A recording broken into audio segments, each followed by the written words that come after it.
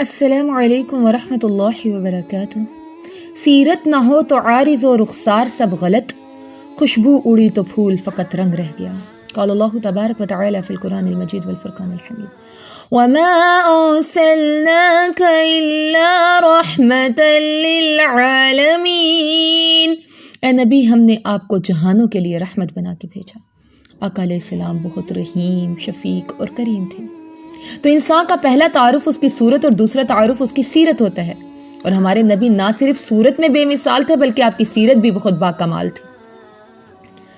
حیات النبی صلی اللہ علیہ وسلم ایک آئینہ، ایک کسوٹی ہے جس پہ پورا اتر کر ایک مسلمان بامقصد زندگی گزار سکتا ہے، کیونکہ آپ نے بے حد قربانیاں دی ہیں۔ اس دین کو پھیلانے کے لیے محمد رسول اللہ صلی اللہ علیہ وآلہ وسلم نے بے تحاشا اذیتیں سہی ہیں۔ کم سنی میں ماں باپ سے محروم، دادا کی شفقت سے محروم، چچا اور عزیز از جاں بیوی سے محروم۔ کبھی آپ کی دعوت کو نظر انداز کیا جاتا، کبھی آپ کے حوصلے شکست کیے جاتے، کبھی کاٹدار گفتگو برداشت کرتے، کبھی ساحر، کاہن اور جادوگر کہا جاتا، کبھی پتھروں سے جوتے رنگین کیے جاتے اور کبھی شیب ابی طالب میں قید کر دیا جاتا، کبھی بھوک اور افلاس سے ستائے گئے کہ خندق کے موقع پہ آپ کے بطن پہ 2 پتھر بندھے ہوئے تھے،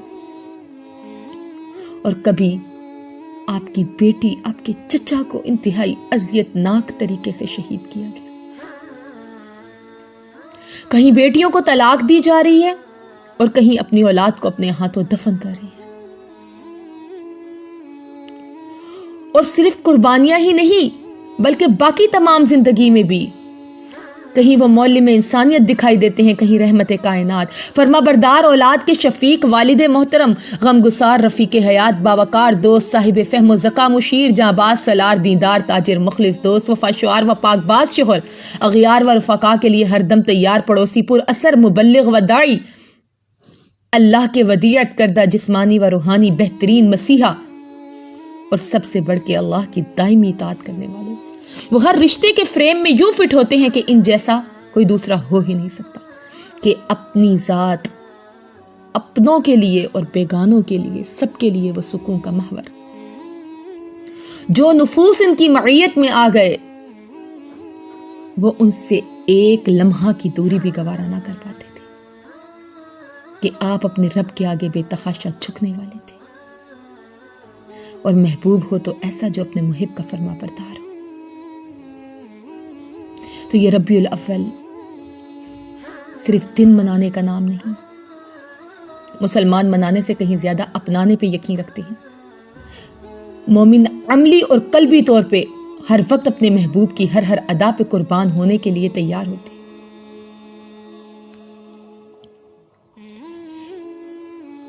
آمینہ کے لال، عرب کے لک و دک صحرا میں رب کعبہ نے ایسا منفرد پھول پیدا کیا تھا نا کہ اس کی خوشبو سے کون و مقام معطر کر دیے گئے تھے۔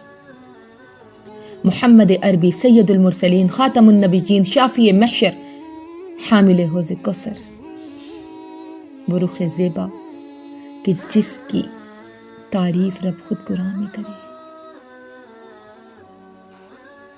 انہوں نے زندگی بہت سعادت والی بسر کی، اور جب وہ اس دنیا سے رخصت ہوئے تو وہ دن صحابہ پہ غم کا پہاڑ بن کے ٹوٹا۔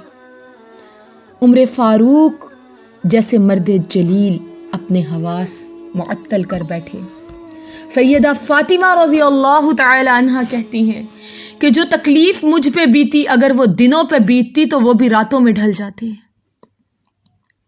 مدینہ کے ہر گھر سے آہ و فغاں کی آوازیں آ رہی تھی کہ گویا ہانڈیاں ابل رہی ہوں۔ ابو بکر صدیق نے اپنا جگری یار کھو دیا۔ سیدنا بلال نے اذان دینا چھوڑ دی کہ میں جب اذان دیتا ہوں تو مجھے محبوب کبریا کی یاد ستاتی ہے۔ صحابہ کو آقا علیہ السلام کے وصال کے بعد کسی نے مسکراتے نہ دیکھا۔ 12 ربیع الاول وفات النبی، یہ دن صحابہ کے لیے سیاہ ترین دن تھا۔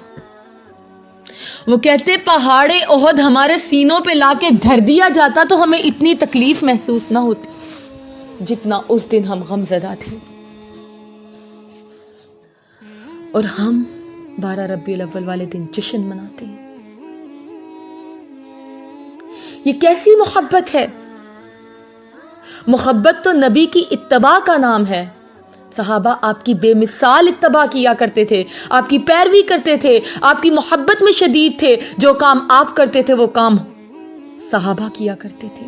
لیکن ہم صرف قولی دعوے کرتے ہیں، اور محبت قول سے نہیں عمل سے ثابت ہوتی ہے، کیونکہ ایک عربی شاعر کہتا ہے کہ محبت تو یہ ہے کہ انسان اپنے محبوب کا مطیع ہو۔ اللہ سے دعا ہے کہ اللہ ہمیں محمد رسول اللہ صلی اللہ علیہ وسلم کا سچا مطیع اور فرما بردار بنا دے۔